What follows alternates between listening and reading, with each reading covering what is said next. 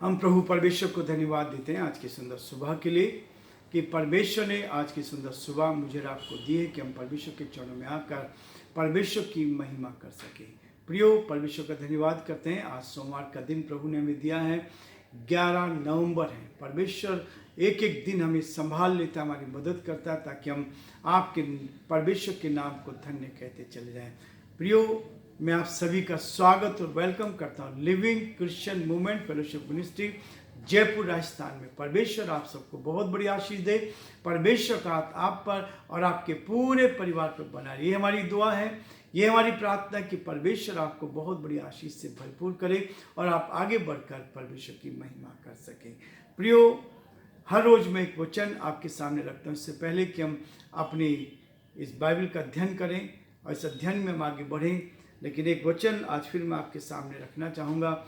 याकूब की पत्री उसका 4 अध्याय और उसके 17 पद में लिखा है। याकूब उसका 4 अध्याय 17 पद में कहता है, इसलिए जो कोई भलाई करना जानता है और नहीं करता तो उसके लिए यह पाप है। जो भलाई करना जानता है नहीं करता, यह भी उसके लिए पाप है। इसलिए प्रियो, परमेश्वर का वचन चाहता है कि हम भलाई के लिए हमेशा तैयार हैं।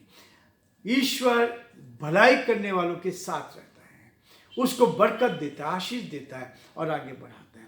आज हम अपने अध्ययन में चलेंगे। इफिसियों उसका 4 अध्याय और उसके 14 पद से 14, 15 और 16 पद को मैं आपके सामने पढ़ूंगा ताकि इस वचन को भी हम धीरे धीरे आगे बढ़ते चले जाएं। ये वचन हमारे जीवन को शुद्ध करता है, पवित्र करता है, हमारी आत्मा को धो देता है ताकि आत्मा शुद्ध हो जाए और परमेश्वर की निकटता में आगे बढ़ते चले जाएं।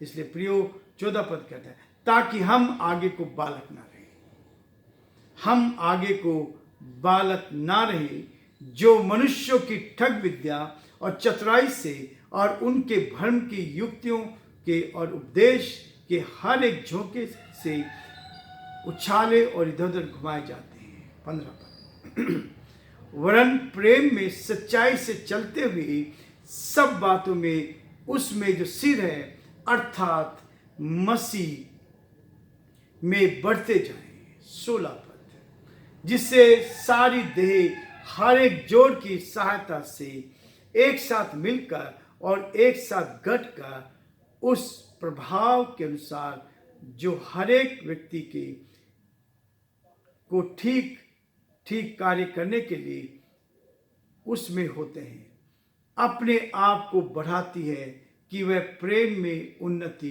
करती चली जाए। परमेश्वर मुझे और आपको इस वचन के द्वारा आशीष दे ताकि हम सब आशीष को प्राप्त करके परमेश्वर की महिमा करें। प्रार्थना करेंगे। जीवते और सच्चे विश्वास के योग्य परमेश्वर, बड़े आदर के साथ, दीनता के साथ, नम्रता के साथ हम आप जैसे महान परमेश्वर के चरणों में झुके हैं।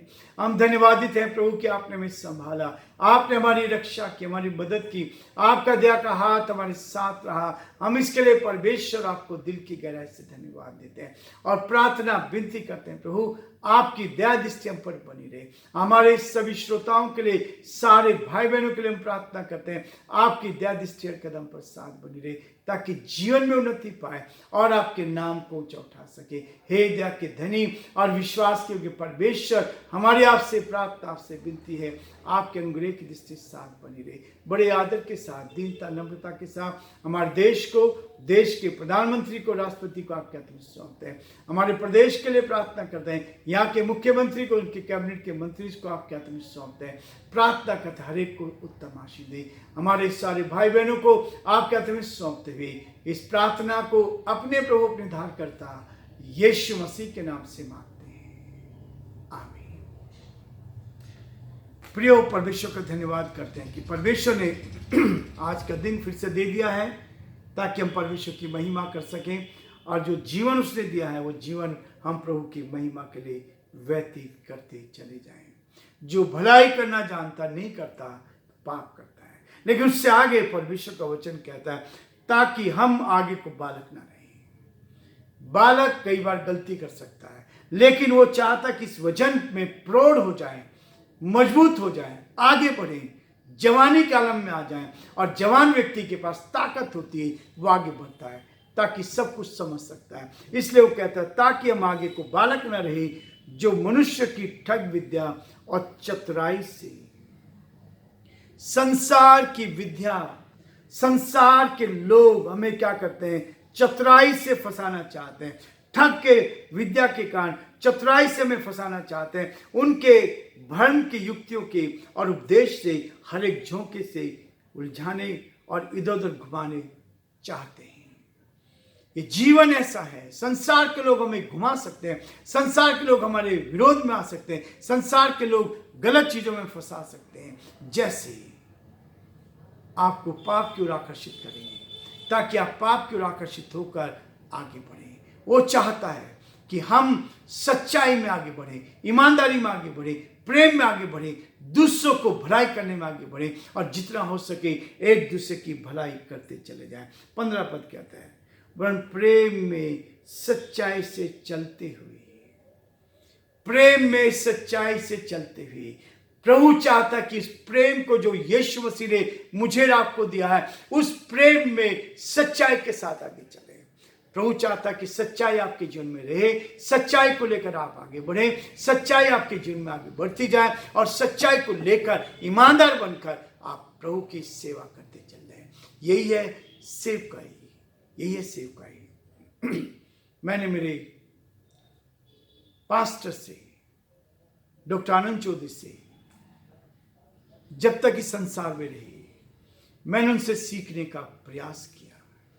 और जब भी आज मैं चर्च में खड़ा होता तो बोलता हूँ इस बात के लिए कि उन्होंने जो संदेश दिए मैं उनको लिखता था और संदेश को अपने जीवन में उतारता था, और आज वो मेरे जीवन के लिए फायदेमंद हो गए। सच्चाई को लेकर, ईमानदारी को लेकर, विश्वास योग्यता को लेकर हम परमेश्वर के साथ आगे बढ़ सकते हैं। इसलिए प्रियो, परमेश्वर चाहता है कि हम सच्चाई का जीवन जीते चले जाएं, सच्चाई से चलते हुए सब बातों में उनमें जो सिर है अर्थात मसीह में बढ़ते चले जाएं। हमारा जीवन बढ़ने वाला जीवन हो, मसीह में बढ़ने वाला हो, दूसरों को बचाने वाला होना चाहिए, दूसरों की सहायता करने वाला है। इसलिए जब आप मसीह बनते हैं, धर्म परिवर्तन नहीं होता है, जीवन परिवर्तन होता है।